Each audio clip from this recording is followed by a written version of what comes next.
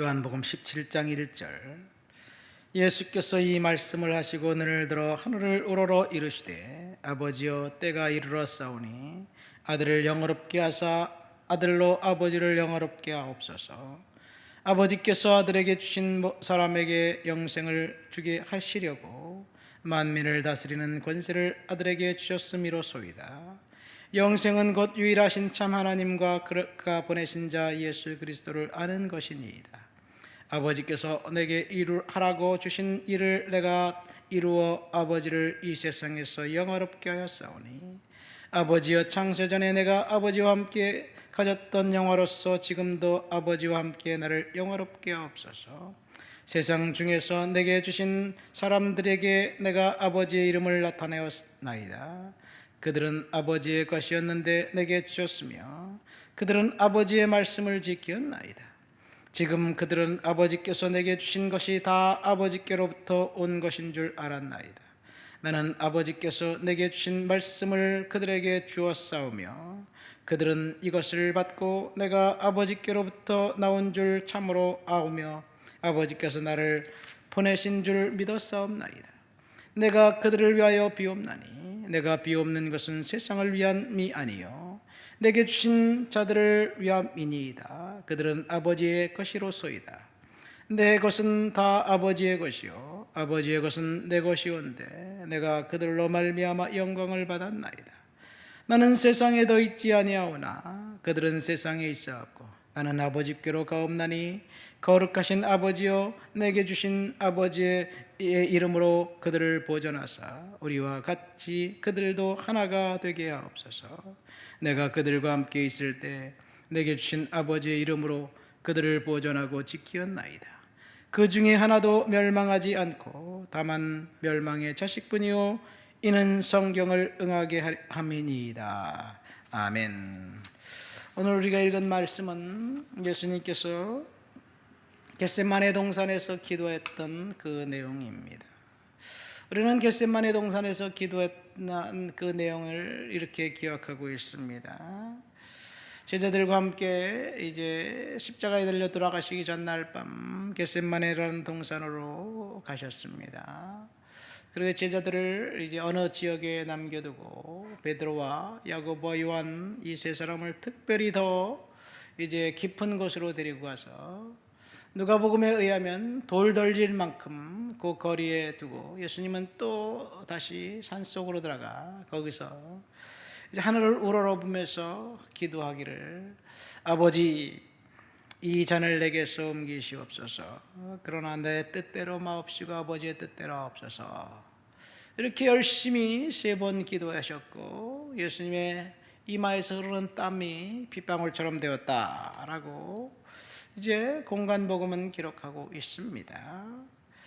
이 예수님이 고민하고 슬퍼해서 정말 하나님 앞에 기도해야 될 시간에 제자들은 피곤해서 잠을 자고 있었습니다.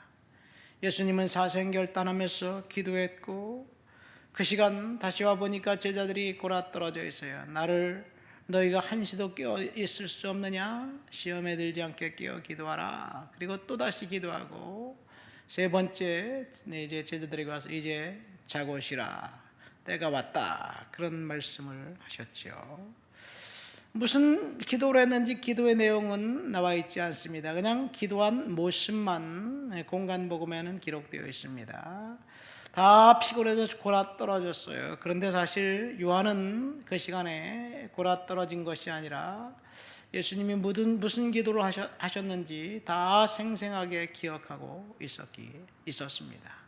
왜냐하면 너무나도 예수님이 아주 간절하게 아주 절망적인 그런 상황 속에서 하나님 앞에 간절하게 매달리면서 기도했던 그 기도의 내용을 잊을 수가 없었기 때문에 그렇습니다.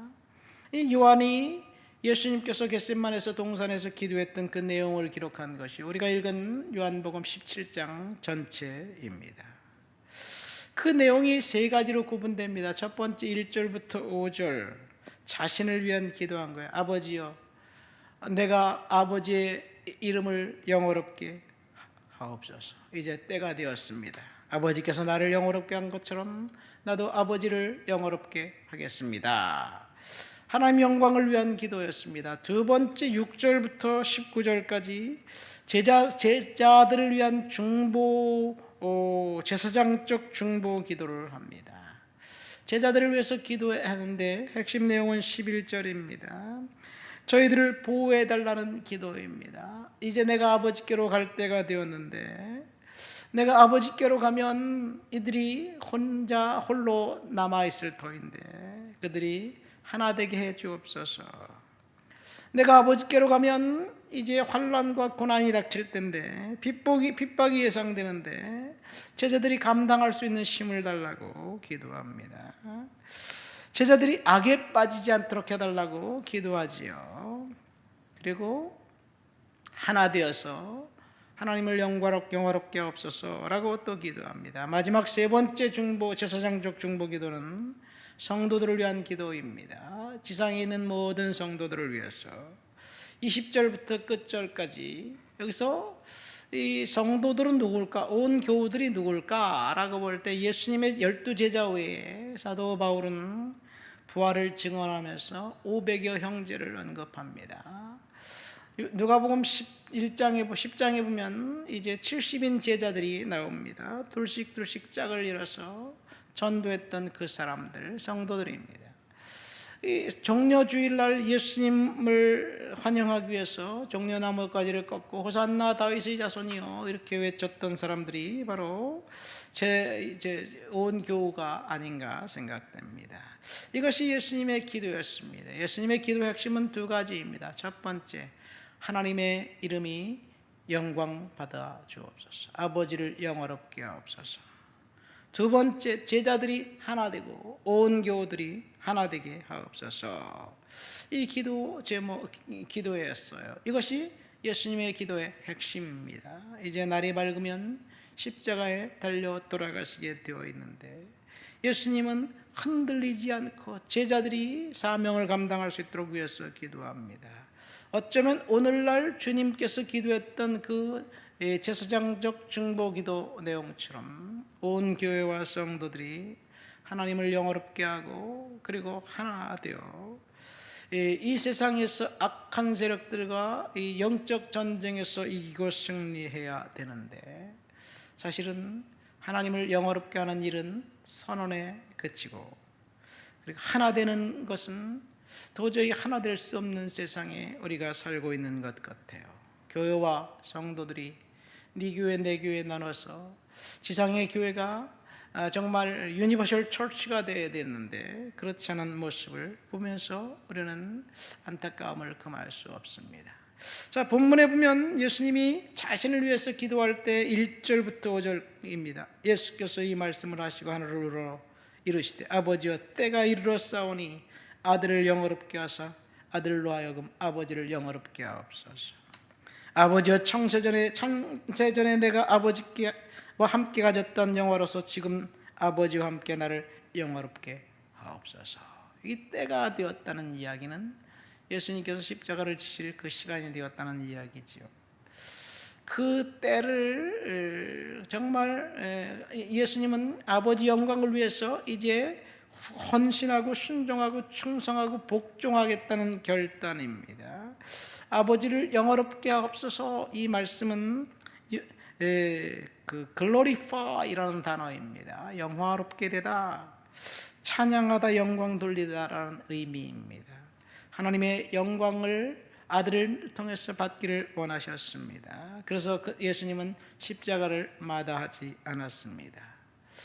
하나님이 영광 받아야 되는데 우리들은 하나님의 영광 받는 그것을 사실 겉으로는 이야기하고 겉으로는 말하지만 우리가 기도하는 것을 보면 하나님을 영화롭게 하는 것보다 우리의 영광을 위해서 간구하고 기도하지 않나 생각됩니다. 우리는 항상 이렇게 기도합니다. 이 잔을 내게서 옮기시옵소서. 이 문제를 해결해 주시옵소서.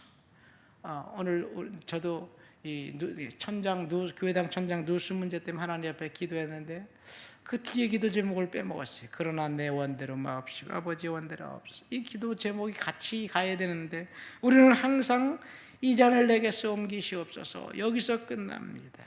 이기적인 욕망과 욕구를 채워달라는 그런 응답해달라는 그것 거기에서 끝나요. 그러나 예수님이 말씀하신 것처럼 기도하신 것처럼 이 잔을 내게서 옮기시옵소서. 그 이후에 그러나 내 원대로 마옵시고 아버지의 뜻대로 하옵소서.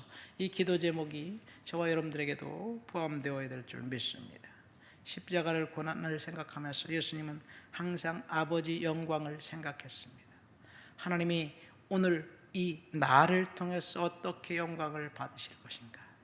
내가 지금 이 행동을 하는 것이 하나님이 영광 받으시는 그런 행동이 될 것인가? 내가 이 요구하는 이 요구가 하나님 영광을 위한 것인가? 아니면 내 이기적인 욕망과 나를 위한 것인가?